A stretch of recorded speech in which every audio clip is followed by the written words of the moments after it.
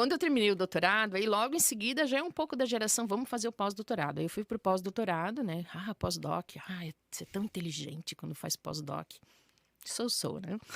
É porque, assim, é gostoso estudar. E as pessoas, estudar é horrível. Estudar é muito, muito bom. E aí no pós-doc, só tem uma coisa melhor que estudar, que é amar. E aí no pós-doc eu me apaixonei. E aí é uma paixão, as minhas amigas, não, você tem só paixões loucas, vamos te internar. E aí eu estava estudando o Walter Benjamin, que é um filósofo alemão, né? Até tinha um gato que chamava Benjamin, em homenagem ao Walter Benjamin. E comecei lendo Benjamin durante o doutorado e depois lendo... Aí eu fiz uma disciplina só sobre Walter Benjamin, que foi absolutamente maravilhosa. E aí eu percebi que não dava para estudar o Walter Benjamin sem estudar o Nietzsche. Aí vamos para uma disciplina mais maravilhosa só de Nietzsche. Que o professor dava aula assim: boa tarde. Terça-feira, 1h30 da tarde, ele dizia boa tarde. E a aula ia até às 6. Aí tu respirava fundo e a sala entupida de gente. Vinha gente da USP, sentava lá na PUC, cheio. O cara, professor Peter Paul Pilbert, o nome dele, da filosofia. E o professor Peter abria o livro do Nietzsche e começava a ler aquele trecho do Nietzsche nesse tom de voz. Eu queria, porque eu sou muito... Eu queria me jogar do quarto andar da PUC, assim, eu não aguentava. Enchia a sala? Porque ele era genial. Era confortável para dormir, assim, né? Assim, mas quem... Não, as salas da PUC, quem conhece sabe, não são confortáveis a esse ponto. Mas quem puder procurar o Peter Paul Pilbart, as falas dele, tem no YouTube várias conferências, vale muito a pena assistir. E ele pegava uma frase, e a aula dele teve uma frase emblemática. Pensa, na briga entre o forte e o fraco, você fica do lado de quem? Aí todo mundo... do fraco, né? Tipo, não posso ficar do lado do forte. E aí ele vai ler no Nietzsche, quando Nietzsche diz, não, na briga entre o forte e o fraco, você fica do lado do forte. Aí você fica, e aí ele vai. E aí tu começa a entender o que é que ele está dizendo. Porque se tu quer ler apressadamente, tu vai ler WhatsApp e o Instagram. Agora, se tu quer ler filosofia, tu não pode ler com essa mesma disposição cognitiva. O que é o forte dentro dessa perspectiva do pensamento do Nietzsche? O forte é aquele cara que venceu todas as adversidades, né? O forte é aquele cara que não teve ninguém por ele. O forte é aquele cara que ele acordou às 4 da manhã, começou a passar com a carrocinha de lixo dele por todas as ruas e no final do dia ele vende aquilo, pega aquele pouquinho de dinheiro, passa no mercado, compra o arroz, compra o feijão. Esse é forte. Aquele cara ou aquela garota que nasceram numa maternidade, sei lá, de um hospital de referência, que tomaram leite materno de altíssimo nível de qualidade, porque a mãe se alimentou super bem mesmo antes de estar grávida. Esses são fracos, eles não precisaram fazer nada. E aí numa briga do fraco contra o forte, tu fica do lado do forte, porque o forte é aquele que sobreviveu. O segredo está na interpretação aí ele faz de quem assim, quem é forte. Aí ele vira. E aí tu olha e diz assim, aí tu vai para casa em êxtase, depois assim de uma tarde, tu fica assim, meu Deus do céu. E aí tu olha para tudo e aí tu não tem mais como te reconciliar contigo sem passar pela vida. Aí tu vai no bar tomar uma cerveja, aí tu vê o garçom, aí o garçom já te remete para um texto e aí tu fica num nível da vida que é de puro êxtase. Porque o conhecimento nossa, eu digo, é tudo. E aí, quando eu falava que eu me apaixonei, porque eu estava lá com o Walter Benjamin, e aí estudei o Nietzsche, e aí não é suficiente. Esse é o problema da filosofia, porque tu puxa um fio e tu nunca mais sai. Aí descobri um cara chamado Franz Rosenzweig.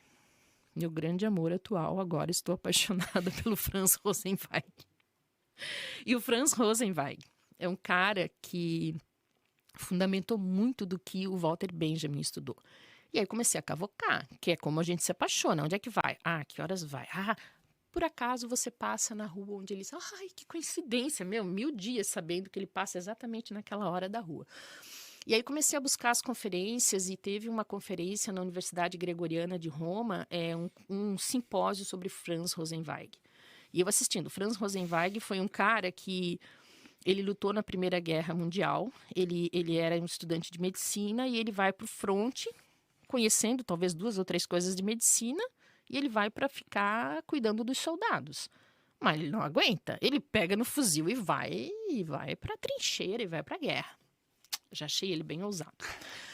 Depois da Primeira Guerra, ele entra num processo ele sofre de esclerose lateral amiotrófica. E ele começa a perder os movimentos. E ali ele já tinha escrito parte dos pensamentos e das obras dele. Ele escrevia em cartões postais para a namorada. Tem toda uma história muito bonita deles. Assim, ele, humano ali, e a mãe também. Ele casa com essa moça e depois ele começa a desenvolver a doença. E o último livro dele, ele escreve com um quadro que ela fez para ele. Então ela punha o quadro assim, e aí ele ia com o olho e ela registrava a letra. Aí ele ia com o olho, ela registrava a letra, porque só os olhos se mexiam no final, na progressão da doença. E aí, uma das coisas que eu descobri dos estudos do Franz Rosenzweig, e aí eu achei assim, gente, é isso, a filosofia consegue fazer beleza. Um estudo sobre a letra E. Estudar a letra, sim. Pensa no que o E junta. Essa garrafa e a água. Esse livro não diz nada. E o conhecimento. O E, ele é uma partícula.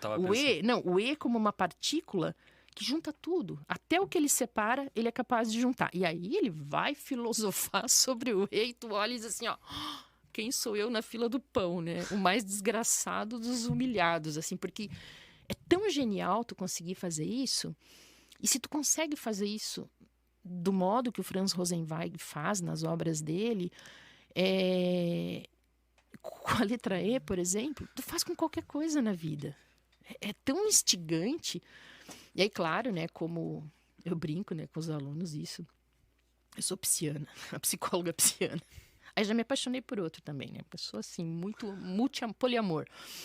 Aí, passando o tempo agora, estava lendo e me apaixonei pelo Byung-Chul Han. Até disse para as meninas, estou indo em janeiro para a Alemanha para fazer um curso com o Byung-Chul Han, mas agora a 4ª onda da pandemia me impediu esse fato. E o Byung-Chul Han me despertou uma nova paixão, né? Porque a paixão... E ele é um autor fabuloso, assim. É um autor que é necessário ser lido. Ele é um sul-coreano e ele é um homem que fazia... Como é que chama? Ele trabalhava na indústria metal-mecânica. Se eu não me engano, ele era torneiro mecânico também. Okay. Esses torneiros mecânicos aí se metem, né? Se metem. E aí ele estudava, e tem um documentário muito bonito que vai falar, chama A Sociedade do Cansaço. É um documentário de 1 hora, mais ou menos, uma linguagem cinematográfica fabulosa. Acho que tem uma inspiração meio do Wim Wenders, assim, né? E o Byung-Chul Han, ele mostra essa falência da sociedade ocidental e da hiperprodução. E ele mostra o jeito de viver na Coreia do Sul. E tem uma ponte em Seul que as pessoas que querem se matar, elas se jogam. É o lugar onde a galera vai para se matar. E aí, quando tu vai caminhando na ponte, ela tem uns sensores de movimento, vão aparecendo mensagens. E aí, o que você vai comer quando chegar em casa? Quem tá te esperando? E aí, assim, vão mensagens, não sei se são bem essas, mas no vídeo tá bem descrito, né? Como uma estratégia da política urbana para diminuir o número de suicídios. E aí ele vai questionar, assim, que estratégia é essa? Se você não tem ninguém em casa para ti. E aí ele vai duro dizendo, você tenta maquiar o problema e não vai lá na raiz do problema para resolver. E aí ele tem uma série de livros, né? A Sociedade do Cansaço, que é poder, Fala, Sapiens! Gostou desse corte? Então curte, se inscreve, compartilha, nos segue nas nossas redes sociais, que isso ajuda bastante a esse conteúdo chegar a mais pessoas. É isso. Valeu!